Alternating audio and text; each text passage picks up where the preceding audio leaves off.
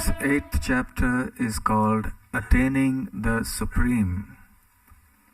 It speaks about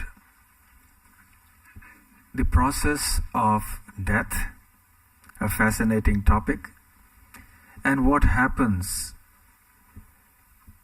in our next life depends on how we leave our body or we die in this life. So let's talk about text 6 in the 8th chapter. Krishna says, Yam yam vapi smaran bhavam tyajatyante kalevaram tam tamevaiti kaunteya sada tad bhava bhavitaha. He says, according to the state of consciousness one develops, or the nature of one's thought process at the time of one's departure from this world, one will attain that state in the next life. So this is an inviolable law of nature. This is not simply a religion. It's a science, Prabhupada used to take pains to point out. Whether one is a so-called Hindu, a so-called Muslim, so-called Christian, whether one is a British or American, Indian, Japanese, whatever one may be, rich or poor or anything, one is subject to these laws of nature. The laws of nature are cold, harsh, and without emotion. The laws of nature do not spare a small child who may touch the fire.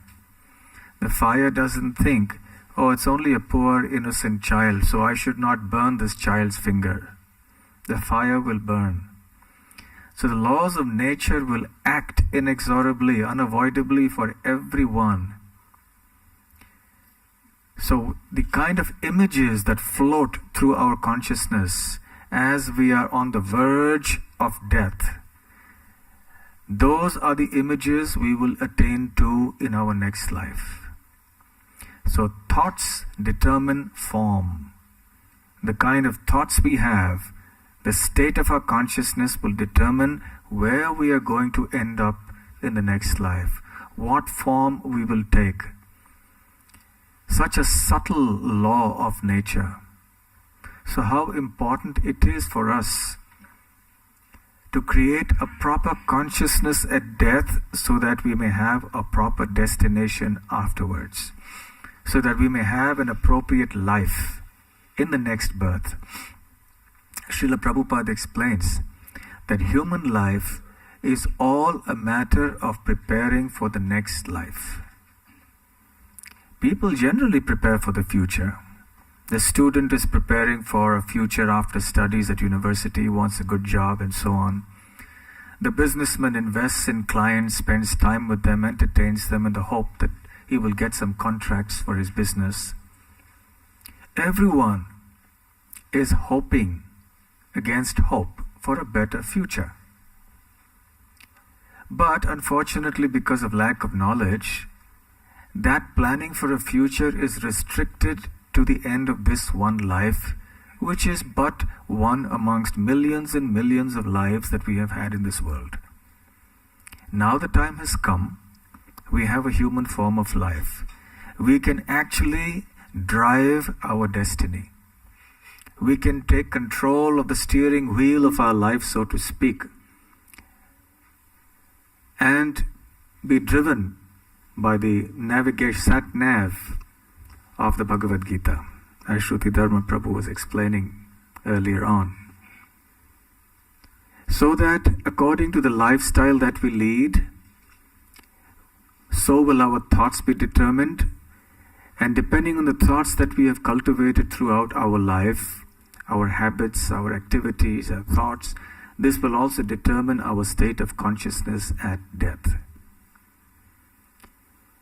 I met one person many years ago, and he was hearing this discussion, this series of verses from the Bhagavad Gita, and he had a concern.